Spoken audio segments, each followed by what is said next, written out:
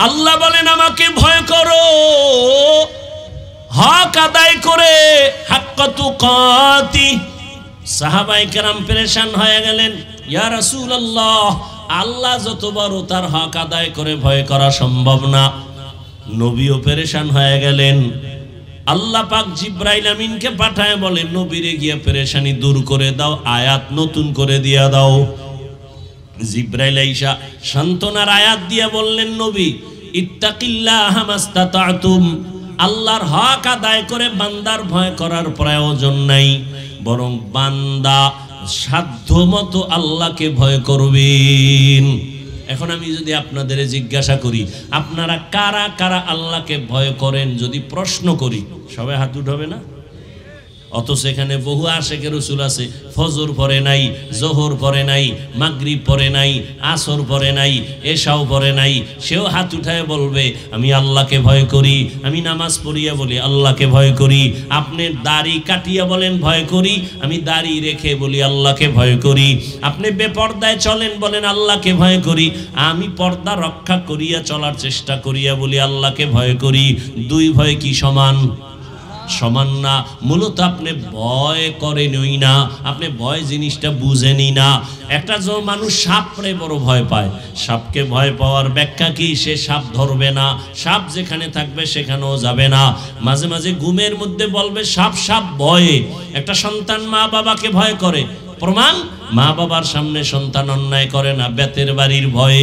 একটা ছাত্র শিক্ষকের ভয় করে, প্রমাণ শিক্ষকের সামনে ছাত্র অন্যায় করে না, বেতের বাড়ির ভয়। ঠিক এই জমিনের মধ্যে যেই বান্দা আমার আল্লাহকে ভয় করবে, ওই বান্দা গলায় ছুরি লাগাবে, দাড়ির মধ্যে অস্ত্র লাগাবে না।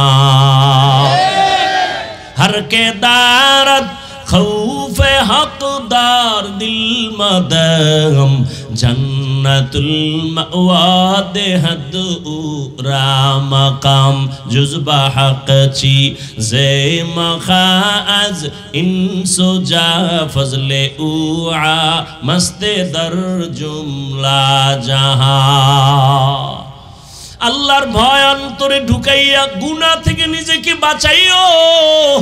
যে আসলে আল্লাহকে ভয় করবে, ওই বান্দা গুনাহ থেকে নিজেকে বাঁচায় রাখবে, গুনাহ করবে না। আল্লাহ দ্বিতীয় আদেশ দিয়া বলেন, ওয়ালা তামুতুন্না ইল্লা ওয়া আনতুম মুসলিমুন, মুসলমান না হইয়া মরিও না। কথাটা আল্লাহ মুমিনকে বলেছেন, এই মুমিন মুসলমান না হইয়া মরিস না। তার মানে ব্যাখ্যা দেওয়ার সময় নাই। আল্লাহ মুমিনকে মুসলমান হইয়া মরতে বললেন, কেমন যেন বোঝা যায় আমি মুমিন হইছি, এখনো মুসলমান হইতে পারি নাই। আল্লাহ অন্য আয়াতে বলেন, ইয়া আইয়ুহাল্লাযীনা আমানু দুখুলু ফিস সিলমি কাফা ওয়া লা তাত্তাবিউ খুতুওয়াতিশ শাইতান ইন্নাহু লাকুম আদুউম মুবিন। ও মুমিনেরা, ইসলামের মধ্যে পরিপূর্ণ প্রবেশ করো। আল্লাহ আরো স্পষ্ট করে আর এক আয়াতে বলেন, ইয়া আইয়ুহাল্লাযীনা আমানু আমিনু বিল্লাহি ওয়া রাসূলিহি। ও মুমিন, আল্লাহর উপরে রসুলের উপরে ঈমান আনো। আল্লাহ এবং রসুলের উপর ঈমান আনার কারণেই তো বান্দা মুমিন। আবার কেন ঈমান আনতে বলে? ঈমানদারদেরকে আল্লাহ ডবল ঈমানের দাওয়াত দিয়া বুঝাইলেন। আমি আল্লাহ যদি মুমিনের ডবল ঈমানের দাওয়াত দিতে পারি, মুসলমান হইয়াও মুসলমানের কালেমার দাওয়াত দিতে পারবে কি পারবে না? আল্লাহ তো গাইবের মালিক, জানতেন দুনিয়ার মুসলমান হইয়া মুসলমানের প্রশ্ন করে উল্টা পাল্টা ভেজাল লাগায় দিবে। আল্লাহ পাক মুমিনকে ডাবল ঈমানের দাওয়াত দিলেন। কেন? তোমার ঈমানটা দুর্বল। ঈমানদার দাবি করো, তোমার পর্দা ঠিক নাই, পর্দা ঠিক করে তুমি কামেল মুমিন হয়ে যাও। তোমার অন্তরে বাড়ির মোহাব্বত, দুনিয়ার মোহাব্বত, টাকার মোহাব্বত, ছেলে মেয়ের মোহাব্বত বাদ দিয়া রসুলের মোহাব্বত অন্তরে জমা করো। মোহাব্বত থাকবে ঠিক, তবে সর্বোচ্চ মোহাব্বত থাকবে আল্লাহ এবং তার রসুলের জন্য। আমার পীরের বিরুদ্ধে কথা বললে আমার শরীর গরম হয়, প্রতিশোধ নেওয়ার জন্য দাঁড়ায় যাই। ঠিক আমার আল্লাহর বিরুদ্ধে, রসুলের বিরুদ্ধে, ইসলামের বিরুদ্ধে যদি কেউ কথা বলে, তখন আমার শরীর গরম হবে আরো বেশি। এমন গরম হবে যে কাফন লইয়া ময়দানে নামবা, হয়তো গাজী নয়তো শহীদ, তারপরও রসুলের বিরুদ্ধে কোনো কথা বরদাস্ত করা হবে না। ছেলের জন্য প্রতিবাদ করেন, পীরের জন্য করেন, রসুলের বিরুদ্ধে কথা বলে এই বিষয়ে যদি আপনি না করেন, তো বোঝা গেল আপনার ঈমান যায় যায় দিন। কি দিন? যায় যায় দিন। আপনার ঈমান যায় যায় অবস্থা, কচু পাতার পানির উপরে আছে, কোন সময় পড়ে যায় বলা যায় না। আল্লাহ হেদায়েত দান করে। নেতার বিরুদ্ধে কথা বললে কষ্ট লাগে, নেত্রীর বিরুদ্ধে বললে কষ্ট লাগে, রসুলের বিরুদ্ধে, ইসলামের বিরুদ্ধে, কোরআনের বিরুদ্ধে বললে কষ্ট লাগে কিনা এটা হিসাব কইরা আপনার ঈমানের পার্সেন্ট বের করে ফেলেন। সহজ কথা, কোনো ভেজাল নেই। আল্লাহ হেদায়েত দান করেন। আল্লাহ বলেন মুসলমান না হইয়া মরিও না। মানি মুসলমানকে যে আল্লাহর কাছে নিজেকে সুপর্দ করে দেয়, আত্মসমর্পণ করে, আমার কোনো নিজের ইচ্ছা নাই, আমার কোনো মতামত নাই, আল্লাহর মত, রসুলের পথ, এটাই আমার মত আর পথ, এই চিন্তা করিয়া চলবে। আমি মাদ্রাসায় পড়ি না, স্কুলে পড়ি, চিন্তা নাই, আমি রসুলকে মোহাব্বত করি, আমি আল্লাহর হুকুমের সামনে আমি গোলাম হয়ে গেছি, আমার কোনো প্রশ্ন নাই। এই বুঝটা যখন আসিয়া মুসলমান নিজেকে বিলীন করে দিয়া আল্লাহর মোহাব্বতে জীবন চালাবে, ওই বান্দা তখন স্কুলে পড়লেও দাড়ি কাটবে না। ইয়া আইয়ুহাল্লাযীনা আমানুত্তাকুল্লাহ হাক্কা তুকাতিহি ওয়া লা তামুতুন্না ইল্লা ওয়া আনতুম মুসলিমুন। হে মুমিন, আল্লাহকে ভয় করো, ভয় করার মতো হক আদায় করে। মুসলমান না হইয়া কেউ মৃত্যুবরণ করিও না। নবীজি বলেন, ক্বালা রাসূলুল্লাহ সাল্লাল্লাহু আলাইহি ওয়া আলিহি ওয়াসাল্লাম, আলা কুল্লুকুম রাঈন ওয়া কুল্লুকুম মাসউলুন আন রাঈয়াতিহি। সাবধান হে উম্মত, তোমরা সবাই দায়িত্বশীল। আল্লাহর আদালতে দায়িত্বের কারণে জবাবদিহিতার কাঠগড়ায় দাঁড়াতে হবে, জবাব দিতে হবে। সাহাবায়ে কেরাম বললেন, ইয়া রাসূলুল্লাহ, দায়িত্বশীল কে কার উপর? নবী বললেন, সাহাবা, অধীনস্থ যাদের লোক থাকে, অধীনস্থদের যিনি গার্ডিয়ান হবে, গার্ডিয়ান অধীনস্থদের দায়িত্বশীল। যেমন প্রত্যেকটা সন্তান মা বাবার অধীনে, মা বাবা সন্তানের দায়িত্বশীল। প্রত্যেকটা স্ত্রী স্বামীর অধীন, প্রত্যেক স্বামী স্ত্রীর দায়িত্বশীল। প্রত্যেক ছাত্র শিক্ষকের অধীন, প্রত্যেক শিক্ষক ছাত্রের দায়িত্বশীল। প্রত্যেক মসজিদের মুসল্লি ইমাম ও খতিবের অধীন। এদের জন্য ইমাম ও খতিব দায়িত্বশীল। বুঝেন না? মুসল্লিদের দায়িত্বশীল কি কমিটি না ইমাম? তা কমিটি কেন? কমিটির দায়িত্ব হইল মসজিদ মেরামত করবে, বিল্ডিং এ রং লাগাইব, দোতলারে তিনতলা বানাইব, এই দায়িত্ব কমিটির। কিন্তু এখন মাস্তানি এত বাড়ছে যে মসজিদ বাদ দিয়া মুসল্লি শুদ্ধ ইমাম খতিবেরও চালাইতে চায়, মাস্তানি করে কমিটি। সমস্যা কেন? শিয়ালের হাতে মুরগি, ঝামেলা এই জায়গায়। কির হাতে কি? শিয়ালের হাতে মুরগি দিয়া কয় 3 দিনের আমানত। শিয়াল বলে 1 সেকেন্ডের আমানত সম্ভব না। হ্যাঁ, তবে পেটে আমানত রাখা যাবে, ভেতরে বাইরে না। শিয়ালের হাতে মুরগি আমানত দেওয়া যেমন, ধর্মের চাবি হারামখোর সুদখোরের হাতে দেওয়াটাও তেমন। আরে হারামখোরের হাতে ধর্মের চাবি দিছে জিবরাইল। কথা বলেন না কেন? কে দিছে? এই হারামখোরের হাতে ধর্মের চাবি দিছে কে? জিবরাইল। কে দিছে? আল্লাহ। চিন্তা করেন, এর দূর জ্ঞান ঠিক নেই। আপনারা শয়তান। চেয়ারম্যান বানাইছে কি? শয়তান না আপনারা? তা আপনারা শয়তান। মসজিদের সভাপতি বানাইছে আপনারা, তা আপনারা শয়তান। খারাপ কর নাই, ভিতরতে বের হয়ে গেছে আসল কথা। এই জনগণ এই হারামখুরি জনগণ প্রার্থীর টাকা খাইছে না ভোটের আগের রাত্রে, খাইয়ে আরে উড়াইছে চেয়ারে। এলাকার বড় দামি এরে বানাইছে সভাপতি। দামি হইল কেমনে? অনেক বড় ভিআইপি। বুঝলা কেমনে? অনেক টাকাওয়ালা। এত টাকা পাইল কই? যত বড় ভিআইপি তত বড় সুদখোর, যত বড় ভিআইপি তত বড় মদখোর। বুঝেননি? আল্লাহ হেদায়েত দান করে। হায় হায়, জনগণ যদি হারামখোর হয় নেতাও হারামখোর হবে। লিখে রাখবেন কথাগুলো।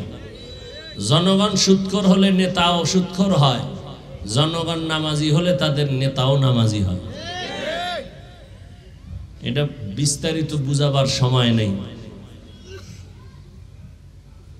তো আল্লাহ বলেন, নবী বলেন, দায়িত্বশীল মসজিদের মুসল্লিদের দায়িত্বশীল ইমাম ও খতিব। কোন কমিটির লোক মুসল্লিদের দায়িত্বশীল না, এরা মসজিদ মেরামতের দায়িত্বশীল। মুসল্লিদের ধর্মীয় বিষয় টোটালটাই দায়িত্ব পালন করবে ইমাম ও খতিব। নামাজের টাইম কখন হবে, একামত কয়টায় হবে, আজান কত টাইমে হবে, ইফতারি কখন হবে, বয়ান কত টাইম হবে, নির্ধারণ করবে মসজিদের সর্বোচ্চ সম্মানের ব্যক্তি ইমাম ও খতিব। এগুলো চলে? হ্যাঁ, আমি হাফিজুর রহমান কইয়া যাই, এই কোনো মসজিদে যদি কোনো খতিব কয়, ইমাম কয়, সূর্য ডুবার আগে নাই। ওই যে শিয়ালের হাতে মুরগি। হুজুর ওয়াজ করবেন, রাজনীতি করবেন না। কি করবেন না? বয়ান করবেন, রাজনীতি করবেন না। ওলামায়ে কেরাম রাজনীতির বয়ান যদি করেন, কোরআন থেকে ওই কথাই বলেন। সুলাইমান নবী দেশ চালায়া যে রাজনীতি করছেন কোরআনের তাই বলেন। ইউসুফ নবী মিশর চালাইছেন, কোরআনে ঘটনা নাই? ওলামায়ে কেরাম তো তাই বলেন। চান্দাবাজি আর ধান্দাবাজির কথা তো বলেন না। এরপরও যদি বলেন হবে না, তা মেনে নিলাম, আধা মিনিট কোন রাজনীতির চলবে না। কিন্তু প্রশ্ন, সেই স্টেজে নেতাদের বক্তব্য হয় কেন? পোস্টারে নাম আসে কেন? মসজিদে চলবে না রাজনীতি, সেখানে ভোট চাওয়া হয় কেন? গরম বাতি মিলাই বেজা। আর কত মুসলমান এত টেনশন কেন? এ দেশ আমার, এ দেশ আমার, আমি এ দেশের জন্মভূমির আমি সন্তান। এদেশে মাদ্রাসা, মসজিদ, আলেম ওলামা, মুসলমান সর্বোচ্চ লেভেলে আছে। অতএব মুসলমানের বিরুদ্ধে কোনো কথা বলা যাবে না। যে বলবে সে মুসলমানের কাতারে তাকে রাখার কোনো সুযোগ নেই। ভয় পাও কেন? ভয় পাই তো হারাম ওগো আমিও খাইছি। ভয় তো এই জায়গায়।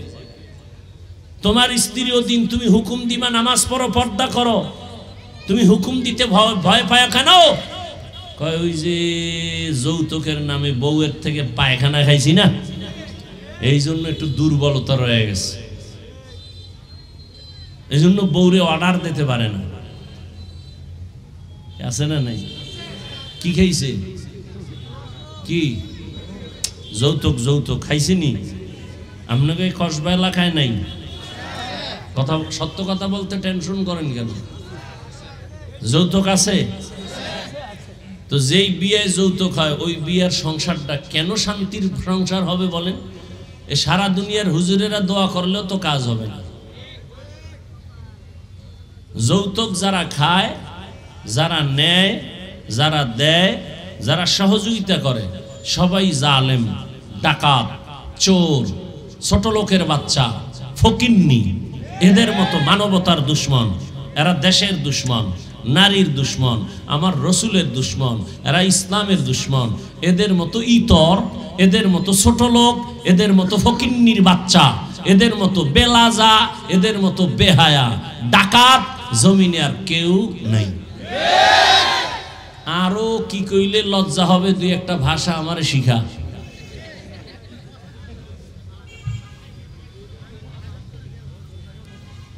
আল্লাহ হেদায়াত দান করুন। আর যৌতুক কি? বিদেশ যাওয়ার ভিসা। কই যাইতো? বিয়া কইরে বিদেশ। বউ নিবি? কয় তো সম্ভব। তা বউ কি করবি? কয় বাড়ি থুয়ে যাম। পাহারা দিবে কে? বলে আমার ছোট ভাই। বানায় বলছি না? হায় হায় হায় হায়, শান্তি আসবে কি করে? একটা বাড়ির মধ্যে 5টা রুম আছে, মানে একটা বাড়ি, এর মধ্যে কয় রুম? কমপক্ষে 5-7টা রুম থাকে না? এক রুমে ছেলে, আর এক রুমে মাইয়া, আর এক রুমে মা বাপ। প্রত্যেকটা রুমে রুমে সারা রাত জেনা চলে মোবাইলের। মাইয়াও মোবাইলে জেনা করে, চোখের জেনা, কানের জেনা, হাতের জেনা, অন্তরের জেনা। ছেলে আর এক রুমে মোবাইলের জেনা। মা বাবা ওদিকে মোবাইল নিয়ে তর্ক, স্বামী স্ত্রীর মাঝখানে মিল নাই মোবাইল। সন্তান মা বাবার সাথে মহব্বত নাই মোবাইল। সন্তান এমন হয়েছে যে মা ছাড়বে, বাপ ছাড়বে, মোবাইল ছাড়বে না। স্বামী কি কয়? তোর মতো বউ না হইলে কি হইব? দেশে মাইয়ার অভাব, মোবাইল ছাড়বো না। বউ কয় তোর মতো এই মগা দরকার নাই, এদেশে ছেলের অভাব নাই, তোর মতো স্বামী দরকার নাই, মোবাইল আমার আপন। তোর সন্তান তুইয়া হিজরত করলাম। বেয়াদবি মাপ চাই, সবার কাছে মাপ চাই। কাউকে আক্রমণ করা মাকসাদ না, জাহান্নাম থেকে বাঁচানো মাকসাদ। কি হচ্ছে এগুলো? বেঈমানের গালি দিয়া লাভ কি? আপনার আমার কি হালাত? কে বলবে এই কথা? বলার মানুষ নাই, শোনারও মানুষ নাই। ওই যে শুরুতে বললাম না, জাতির কপাল পুড়ছে। বক্তা বাদ দিবে, আকাম বাদ দিবে না। বলবে বক্তা বাদ দাও। এত হুজুর ওয়াজ করলো, কারো লাগলো না, ওনার লাগলো কেন? ওনার বাদ দাও।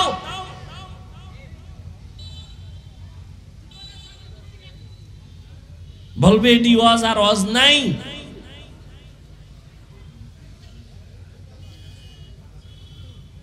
রহমতের নবী বলেন, দায়িত্বশীলরা রেডি থাকো, তোমার দায়িত্বের জবাব দিতে হবে।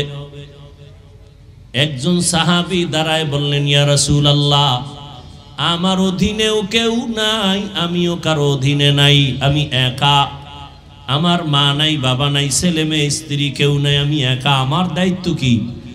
রহমতের নবী বললেন, সাহাবী, আপনি আপনার অঙ্গ প্রত্যঙ্গের দায়িত্বশীল। আল্লাহ দুটো হাত দিছেন একটা ডিউটি করার জন্য, দুটো চোখ দিছেন ডিউটির জন্য। আলাদা কাজ আছে। কিয়ামতের দিন এগুলোর ব্যাপারে আল্লাহ জিজ্ঞাসা করবেন, চোখের ডিউটি পালন করছনি? হাতের ডিউটি পালন করছনি?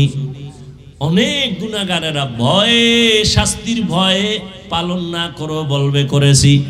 আল্লাহ তখন জিহ্বাটারে বন্ধ করে হাতকে বলবে, তুই তোর হক আদায় করছিলি। আল-ইয়াওমা নাখতিমু আলা আফওয়াহিহিম ওয়া তুকাল্লিমুনা আইদিহিম ওয়া তাশহাদু আরজুলুহুম ওয়া তাশহাদু আরজুলুহুম বিমা কানু ইয়াকসিবুন। দস্তগুয়াদ মঞ্চুনি দুজুদিদাম লব্বগুয়াদ মঞ্চুনি বুসিদাম চশমগুয়াদ চিদাম গামজাহারাম গোশগুয়াদ চিদাম সামরুল কালাম। পীর সাহেবের মুরিদ, তাবলিগের চিল্লা দেনেওয়ালা ভাই, ভিআইপি প্যাকেজের হাজি, তোমার তাবলিগ, তোমার জিকির আজকার আর ফাকরি, পীরের মুরিদ, তোমার ওজিফা আর হাজি সাহেবের হজ কি পরিমাণ কবুল, এগুলোর প্রমাণ মিলে তার মাইয়া ভোলার বিবাহের সময়। কি এর হাজি সাহেব, কি তাবলিগওয়ালা, কি চিল্লাওয়ালা, কি পীরের মুরিদ। মাইয়া ভোলার বিয়ার সময় টের পাওয়া যায় ইমানের পার্সেন্ট কত। ঠিক নি? জিন্দেগি মে বন্দেগি তু করনা হে, জিন্দেগি মে বন্দেগি তু করনা হে, जिंदगी बे बंदगी शर्मिंदा है, जिंदगी बे बंदगी शर्मिंदा है। दुनिया में हो दुनिया का तलबगार न हो, बाजार से गुजर हो खरीदार न हो। ये दुनिया एक मिसल कागज फूल है, ये दुनिया एक मिसल कागज फूल है।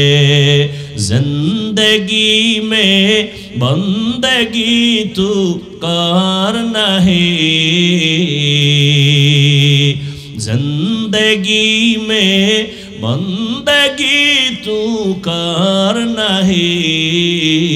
जिंदगी में बंदगी शर्मिंदा है, जिंदगी में बंदगी शर्मिंदा है। जिंदगी में बंदगी कुन बंदगी, बंदगी में जिंदगी शर्मिंदगी। কিয়ামতের ময়দানে হাতকে আল্লাহ বলবে কথা বলো। আপনাদের হাত কথা বলতে পারে? আল্লাহ যদি অর্ডার করেন পারবে?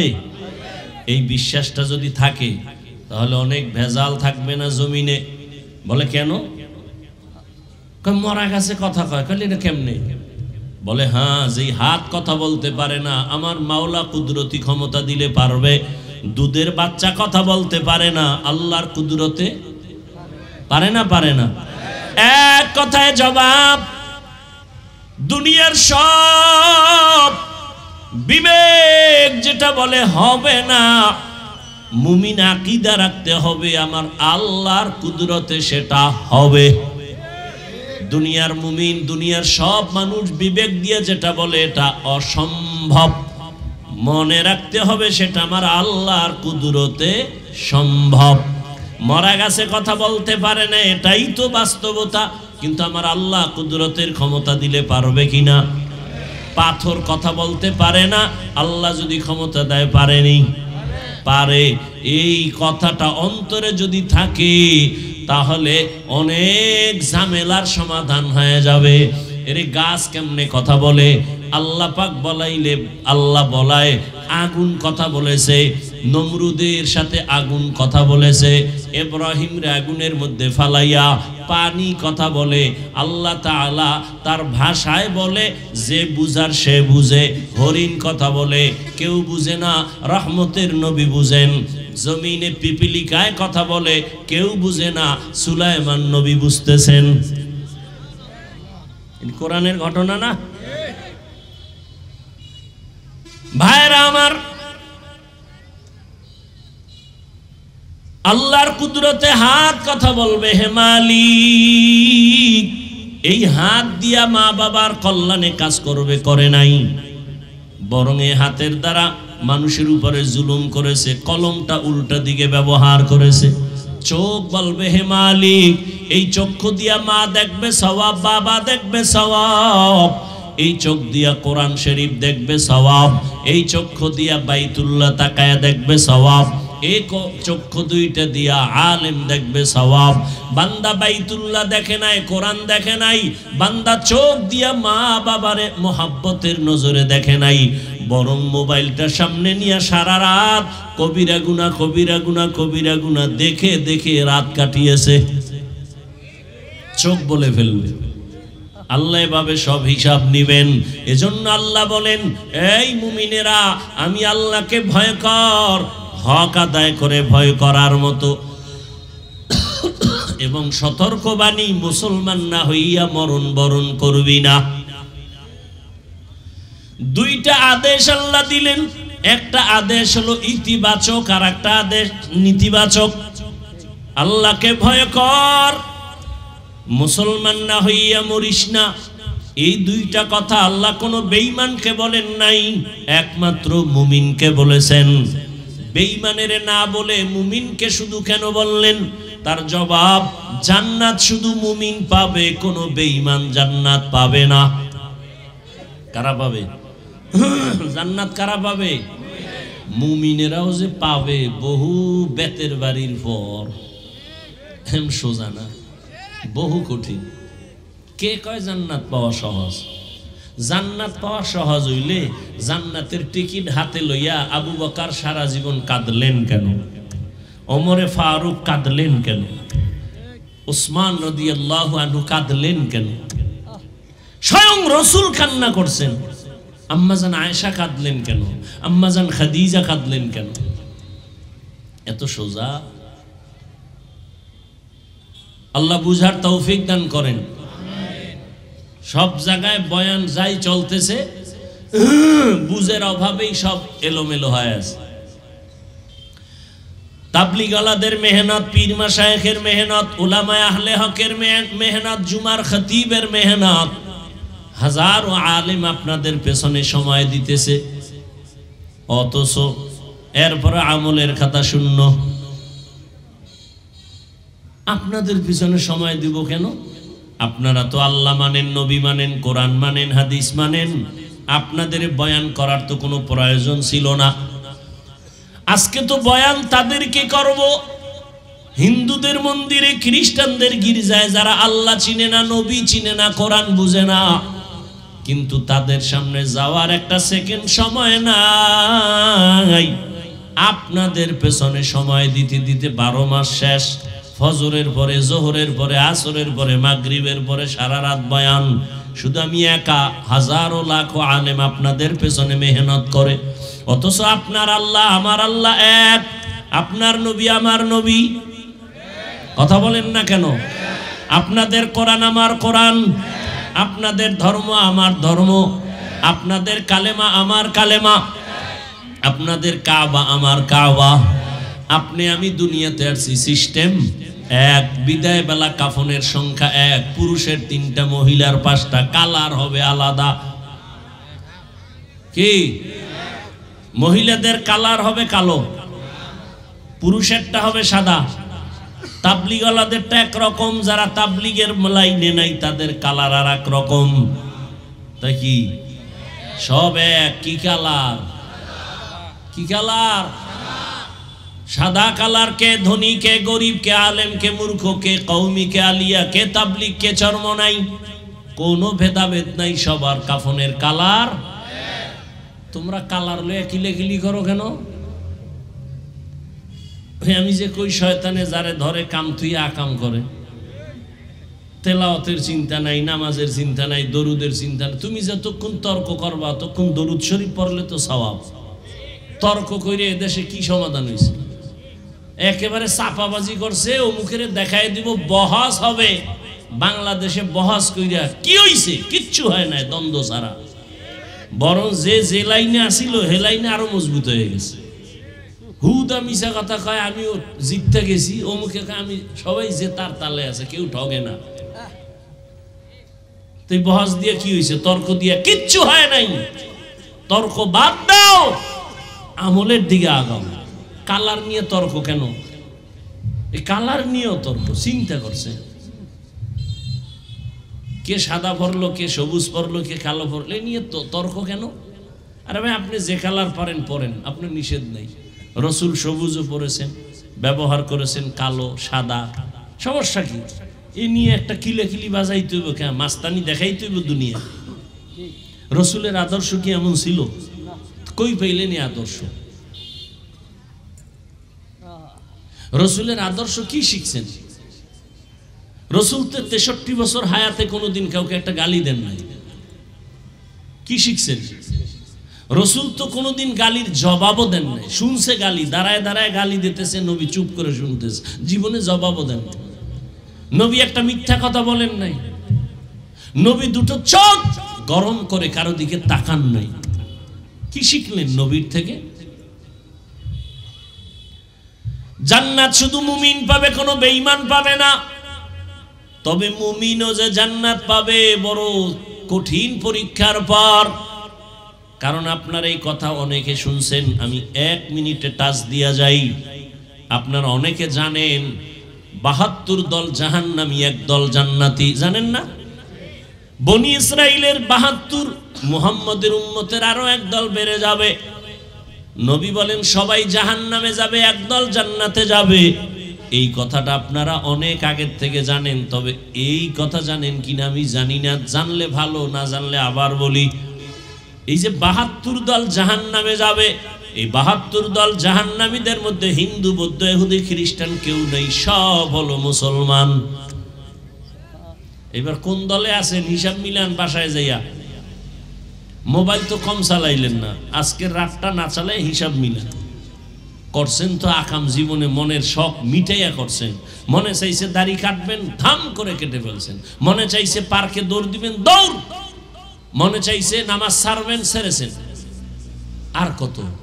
মানুষের শখের একটা সীমাবদ্ধতা তো থাকা দরকার। আর কত? মরবেন না? ইদানিং কালে বেশি মরে যুবকেরা, আর সুস্থ মানুষ, অসুস্থরা কম মরে। কয়দিন আর বাহাদুরি করবেন? চোখের সামনে কত আপনজন হারায় ফেলছেন না? আপনাকে এখনো সংকেত দেওয়া হয়নি যে আপনিও রেডি হন। কাফনের কালারও এক, কবরে যে কবরে রাখবে সে কবরের সাইজ। আপনাদের এলাকার কবর 1 হাত বড় হবে। কবরে রাখার পরে সবাই চলে যাওয়ার পরে প্রশ্ন হবে 3টা, তাও এক না? হুজুরদেরটা আলাদা। সবার প্রশ্ন এক, 3টা প্রশ্ন। রবের পরিচয় দাও, ধর্মের পরিচয় দাও, রাহমাতুল্লিল আলামিনের পরিচয় দাও। আল্লাহ এক, নবী এক, কোরআন এক, কাবা এক, ধর্ম এক, কালেমা এক, কবর এক, কাফন এক, কালার এক, প্রশ্ন এক। তাহলে আপনাদের বয়ান করব কেন? কিন্তু কেন টেন নাই, আপনাদের পেছনে ঘুরতে ঘুরতে ঘুরতে ঘুরতে ঘুরতে ঘুরতে পাগল হয়ে গেছি। ঘুমানোর টাইম নেই, খাওয়ানোর চিন্তা নাই, মাইয়া ফোলার চিন্তা বাদ, উম্মতের পেছনে আলেমরা দৌড়ায়। এজন্যই তো সেদিন ঢাকায় বলেছিলাম, এরে যুবক, এই দুনিয়ায় তুমি যাকে আপন মনে কইরা পেছনে দৌড়াইয়া নামাজ ছাড়ছো, আল্লাহর কসম ও তোর আপন না। ও তোরে জবাই করার জন্য বড় দুশ্মন, তোরে মারার জন্য আলাদা দুশ্মন লাগবে না। তুই যার পিছনে ঘুরো সেই তোরে মেরে ফেলবে যদি বাগে কম পড়ে যায়। ও চান্দাবাজার ধান্দাবাজ, আল্লাহর জাতের কসম, এই দুনিয়ায় তোমার নিঃস্বার্থ আপন একমাত্র উলামায়ে কেরাম। আলেম ছাড়া তোমার কেউ আপন নাই। দেখো না কেমনে বুঝামু, সময় খুব কম। সরকারি বেসরকারি চাকরি করে একজনে, কয় ঘন্টা টাইম চাকরির? আর তাড়াতাড়ি বলেন। 8 ঘন্টা। নিম্নে বেতন কত? নিম্নে 15-20 হাজার ধরেন, 20,000 টাকা বেতন, ডিউটি 8 ঘন্টা। টেবিলের তলে আরো কত, আর মা খালারা মুক্তার দানা থুইয়া গেছে, ওটি খাইব বইয়া বইয়া, ঠিক নেই? হায় হায় হায়। এবার বলো, ইমাম সাহেব যে মসজিদে নামাজ পড়ায়, ডিউটি কয় ঘন্টা? কও, বেতন কত?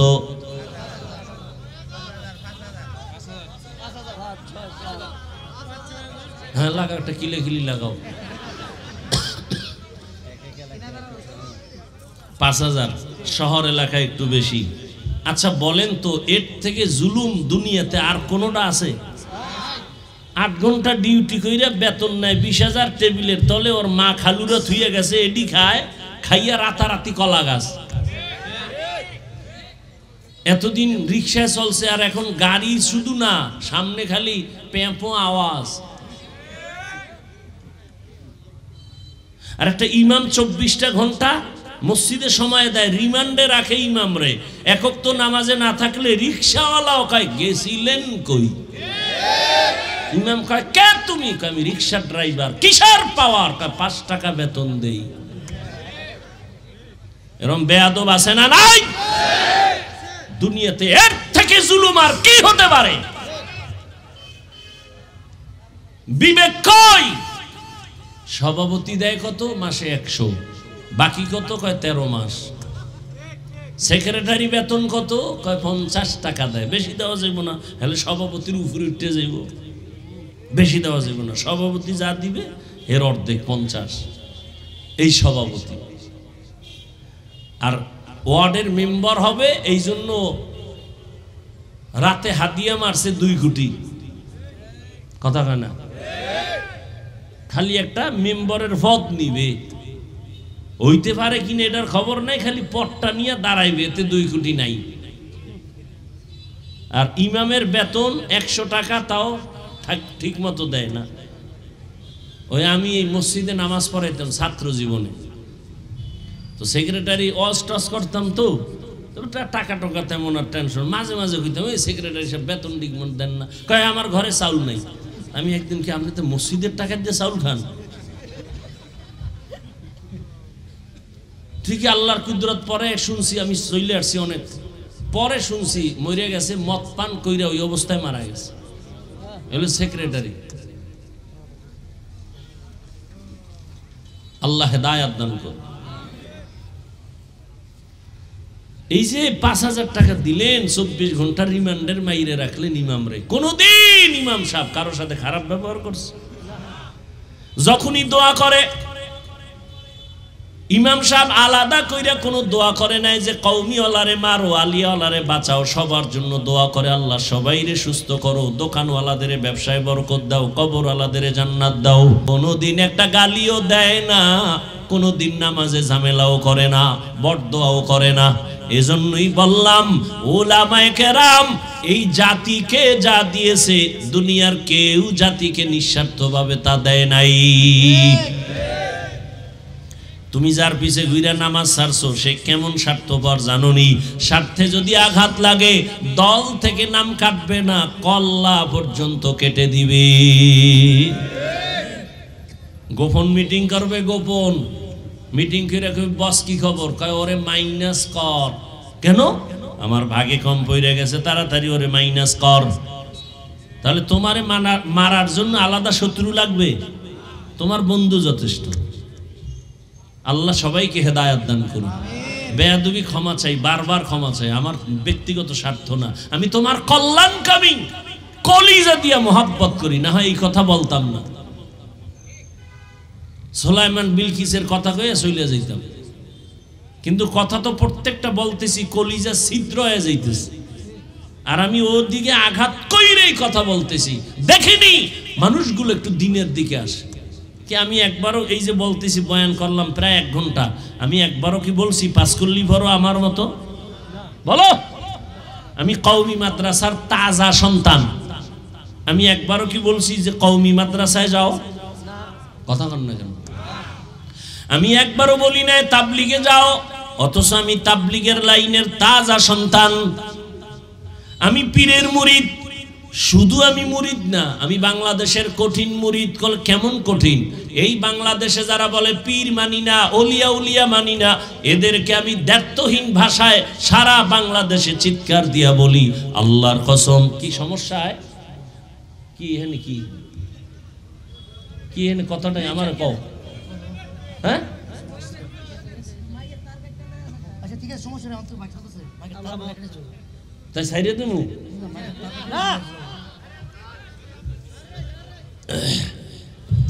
ভাইরা আমার, কি কথা জানি বলতেছিলাম? এই বাংলাদেশে যারা পীর মানে না, ওলিয়া উলিয়া মানে না, সারা বাংলাদেশে আমি কসম খেয়ে বলি, যারা পীর মানে না, ওলিয়া উলিয়া মানে না, এই কথা যারা বলবে, আমি চ্যালেঞ্জ করে কোরআনের শপথ করিয়া আল্লাহর উপরে কসম করে বলবো, তারা কোরআন মানে না, বুখারী শরীফ মানে না। এরা এমন ভণ্ডের ভণ্ড, এদের যারা ভণ্ড বলবে না, আল্লাহর কসম তারাও ভণ্ড। কোন মায়ের সন্তানের শক্তি নাই আমার এই কথার কাউন্টারে কেউ দাঁড়াবো ইনশাআল্লাহ। আমি তো বলে গেলাম, কসম আল্লাহ, যারা বলে আমরা ওলিয়া উলিয়া মানি না, পীর মানি না, ওরা কোরআন মানে না, বুখারী শরীফ মানে না, ওরা এমন ভণ্ড, ওদের যারা ভণ্ড বলে না তারাও ভণ্ড। তাকবীর!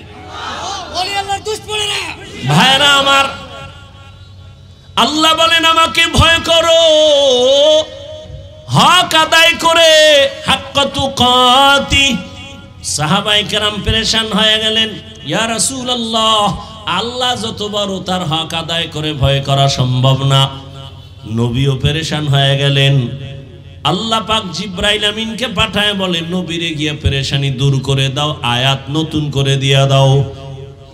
জিব্রাইল আইসা সান্ত্বনার আয়াত দিয়া বললেন, নবী ইত্তাকিল্লাহা মাস্তাতাতুম, আল্লাহর হক আদায় করে বান্দার ভয় করার প্রয়োজন নাই, বরং বান্দা সাধ্যমতো আল্লাহকে ভয় করবেন।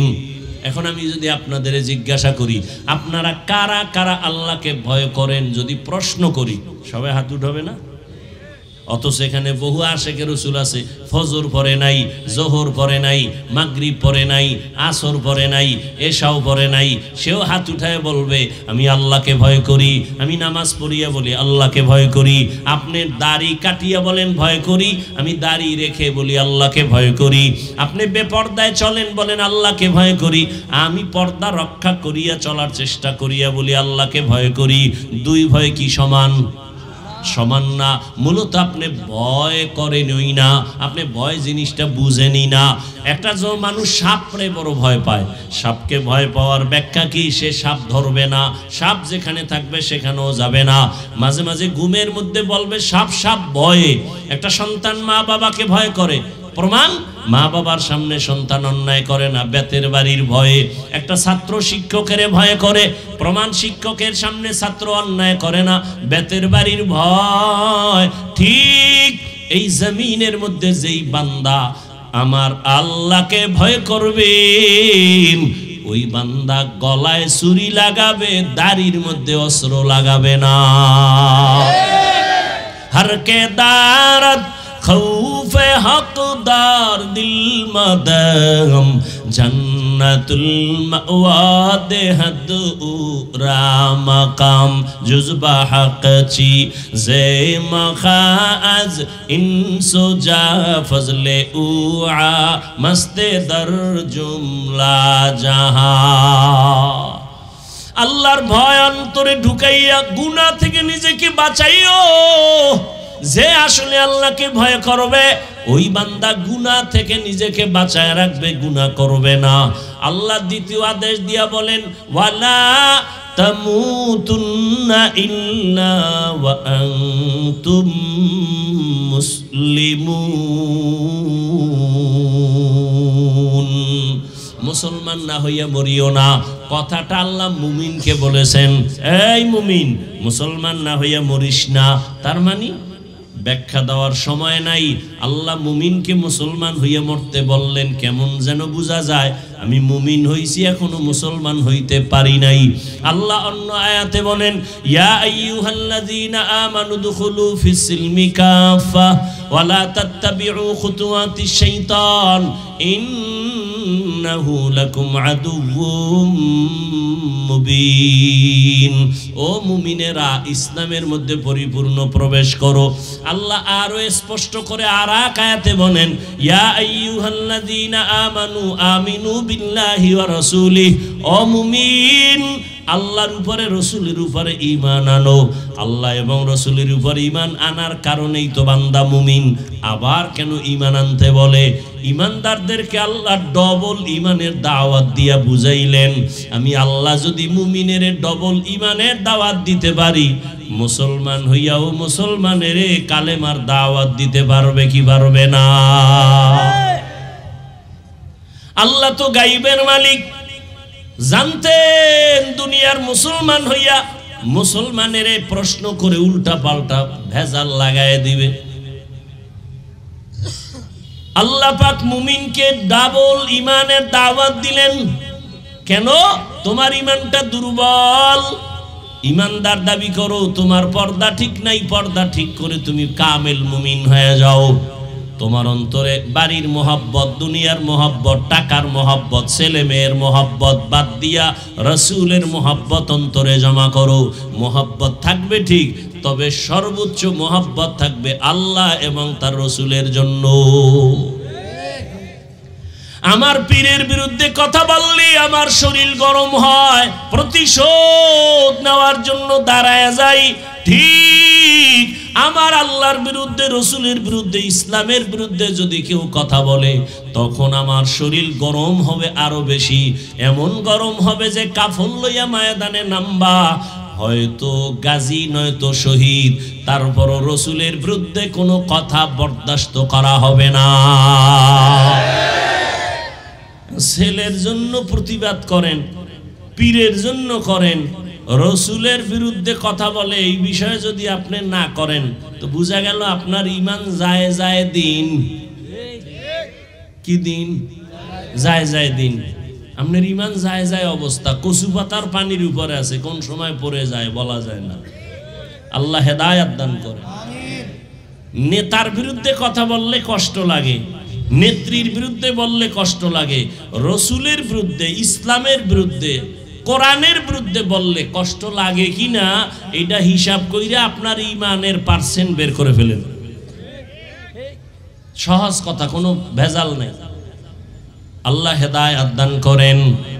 আল্লাহ বলেন মুসলমান না হইয়া মরিও না মানি। মুসলমানকে যে আল্লাহর কাছে নিজেকে সুপর্দ করে দেয়, আত্মসমর্পণ করে, আমার কোনো নিজের ইচ্ছা নাই, আমার কোনো মতামত নাই, আল্লাহর মত, রসুলের পথ, এটাই আমার মত আর পথ, এই চিন্তা করিয়া চলবে। আমি মাদ্রাসায় পড়ি না, স্কুলে পড়ি, চিন্তা নাই, আমি রসুলকে মোহাব্বত করি, আমি আল্লাহর হুকুমের সামনে আমি গোলাম হয়ে গেছি, আমার কোনো প্রশ্ন নাই। এই বুঝটা যখন আসিয়া মুসলমান নিজেকে বিলীন করে দিয়া আল্লাহর মোহাব্বতে জীবন চালাবে, ওই বান্দা তখন স্কুলে পড়লেও দাড়ি কাটবে না। এই জন্যই কিন্তু আমি এই যে বয়ান করছি, একবারও বলি নাই তুমি পীরের কাছে যাও, তাবলিগে যাও, টুপি লও, কওমিতে যাও, বলি নাই। কেন? আমার দরকার নাই। আমি বলতে চাই স্কুলে পড়ো তোমাকে ধন্যবাদ, তুমি কলেজে পড়ো তোমাকে ধন্যবাদ, তুমি চাকরি করো, ব্যবসা করো, ধন্যবাদ। আমি দোয়া করে গেলাম তুমি ডাক্তার হও, তুমি ইঞ্জিনিয়ার হও, তুমি প্রফেসর হও, তুমি একজন চাকরিজীবী হও, তুমি একজন ব্যবসায়ী হও, তবে একটা ছোট আমার দাবি, তুমি বেয়াদব হইও না। তোমার ব্যবহারে আচরণে কোনোদিন যেন মা বাবা কষ্ট না পায়, শিক্ষক যেন কষ্ট না পায়, ওলামায়ে কেরাম যেন কষ্ট না পায়, কারণ এই তিন জায়গার কষ্ট তোমার জন্য জীবন ধ্বংসের কারণ হবে। মা বাবায় কষ্ট পেলে বরদোয়া অটোমেটিক চলে আসবে, বরদোয়া করা লাগে না। তোমার ব্যবহারে কষ্ট পেয়ে যদি মা বাবা বলে আহ এই আগুন তোর কপালে লাগলে তুই শেষ।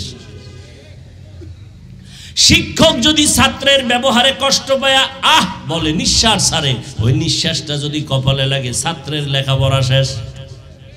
আলেমের অন্তরে কষ্ট দেওয়ার পরে যদি আহ বইলা দুঃখ করে আর ওই আহ শব্দ গিয়ে তোমার কপালে লাগে, তোমার জিন্দেগির আদর্শ চরিত্র শেষ।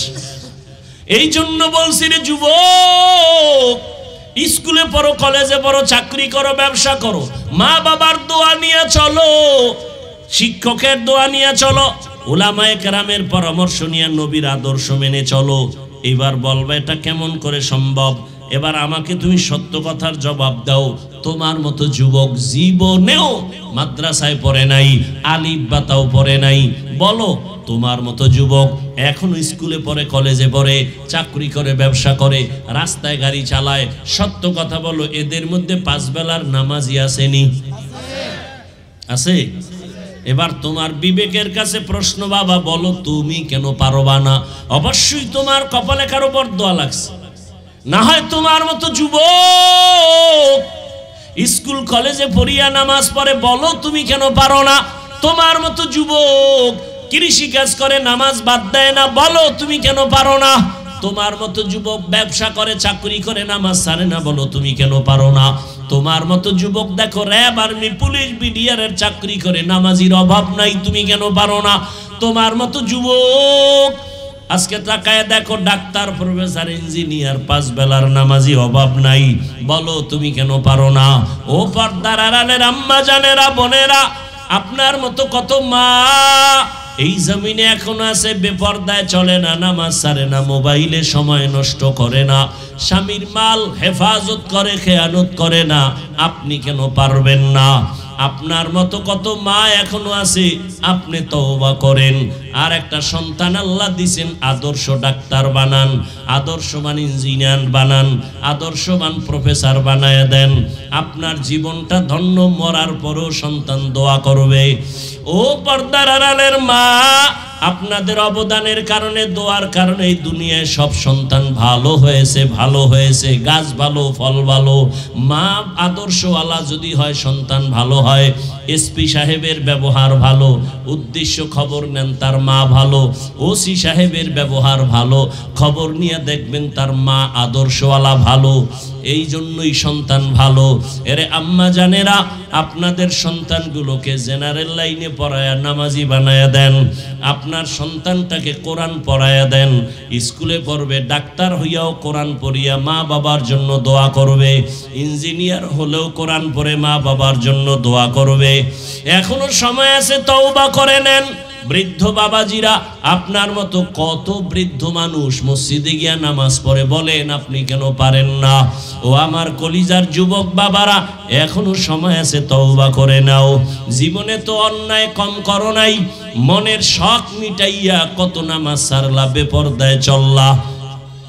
এখনো যদি অন্তর চায়, তওবা করো। মনেরে বুঝাও রে মন, তোমার আমার মতো কত যুবক জেনারেল লাইনে থাকিয়া, স্কুল কলেজে পড়িয়া, চাকরি করিয়া নামাজ ছাড়ে না, মা বাবার সাথে বেয়াদবি করে না, শিক্ষকের দোয়া নিয়া, উলামায়ে কেরামের দোয়া নিয়া চলতেছে। ও আল্লাহ, আমি কেন পারবো না? আজকে থেকে তৈরি হয়ে গেলাম, জীবনে আর মা বাবারে কষ্ট দিব না, শিক্ষকের সাথে বেয়াদবি করব না, উলামায়ে কেরামের দোয়া নিয়া, পরামর্শ নিয়া, নবীজির তরিকা আদর্শ মেনে চলবো। তওবা করার মতো যদি কারো অন্তর তৈরি হয়, মুনাফিকি যদি অন্তরে না থাকে, খাঁটি মুসলমান হইয়া মা বাবার দোয়া, শিক্ষকের দোয়া, উলামায়ে কেরামের পরামর্শ নিয়া, নবীজির আদর্শ মেনে বাকি জীবনটা কাটায় দিব। তওবা করার মতো যদি কারো অন্তর তৈরি হয়, মুনাফিকি না থাকে, খাঁটি তওবার নিয়ত যাদের আছে, আল্লাহর মোহাব্বতে দুটো হাত আমার আল্লাহকে দেখায় দাও। আয় আল্লাহ, তওবা কবুল করে নেন। আয় আল্লাহ, আমাদের তওবার উপরে মজবুত হইয়া মরণ পর্যন্ত চলার তৌফিক দান করেন, সুন্নাতওয়ালা জিন্দেগি দান করেন। মা বাবার দোয়া নিয়া, শিক্ষকের দোয়া নিয়া, উলামায়ে কেরামের পরামর্শ নিয়া, নবীজির আদর্শ সুন্নাত অনুযায়ী চলার তৌফিক দান করেন। আমিন। আলহামদুলিল্লাহি রাব্বিল আলামিন, ওয়াসসালাতু ওয়াসসালামু আলা সাইয়্যিদিল আমবিয়াই ওয়াল মুরসালিন ওয়া আলা আলিহি ওয়া আসহাবিহি আজমাইন। ইয়া আরহামার রাহিমিন, ইয়া আরহামার রাহিমিন, ইয়া আরহামার রাহিমিন। রব্বিরহামহুমা কামা রব্বায়ানি সগীরা। আল্লাহুম্মা ইন্নাকা আফুউন কারীম তুহিব্বুল আফওয়া ফা'ফু আন্না। আল্লাহুম্মা ইন্না নাসআলুকা রিযাকা ওয়াল জান্নাহ ওয়া নাউযু বিকা মিন সাখাতিকা ওয়ান নার। ও আল্লাহ, গুনার বোঝা নিয়ে আপনার দরওয়াজায় হাজির। উলামায়ে কেরাম, মুরব্বী, হাজী সাহেব, ব্যবসায়ী, চাকরিজীবী, ছাত্র, যুবক, আপনার দরওয়াজায় হাজির। পর্দার আড়ালের মা বোনেরাও হাত তুলেছেন। মেহেরবানি করে আমাদের জীবনের গুনাহগুলো মাফ করে দেন। আয় আল্লাহ, আয়োজন কবুল করে নেন। আয় আল্লাহ, সহযোগিতা যারা করেছেন কবুল করে নেন। সকলের কামাই রুজি ব্যবসায় হালাল ভাবে বরকত বাড়ায় দেন। সারা দুনিয়াবাসীকে মাফ করে দেন। বাংলাদেশ শান্তির দেশ বানায় দেন। আয় আল্লাহ, জালেমদের জুলুম থেকে হেফাজত করেন। মা বোনদের আবেদা পর্দাওয়ালা বানায় দেন। সন্তানগুলো নেককার বানায় দেন। আমার কলিজার যুবকদেরকে দ্বীনের খাদেম বানায় দেন। মোবাইলের গুনাহের থেকে হেফাজত করেন। আয় আল্লাহ পরস্পরে হিংসা দূর করে মোহাব্বত বাড়ায় দেন, নবীজির সুন্নাতওয়ালা জীবন দান করেন, নবীজির রওজা মোবারকে গিয়া সালাম দেওয়ার তৌফিক দান করেন, বাইতুল্লাহর জিয়ারতের জন্য কবুল করে নেন, ওলামায়ে আহলে হকের বিজয় দান করেন। আয় আল্লাহ আমাদের অন্তর থেকে রিয়া হাসাদ কিবির দূর করে ইখলাস তাকওয়া দান করেন। আয় আল্লাহ তাআলা আমাদের যাদের মা বাবা মুরব্বীরা দুনিয়ায় নাই সবার কবর জান্নাত বানায় দেন। আম্বিয়ায়ে কেরাম, সাহাবায়ে কেরাম, শুহাদায়ে কেরাম, আউলিয়ায়ে কেরাম, আসাতেজায়ে কেরামদের মাকাম জান্নাতে বাড়ায় দেন।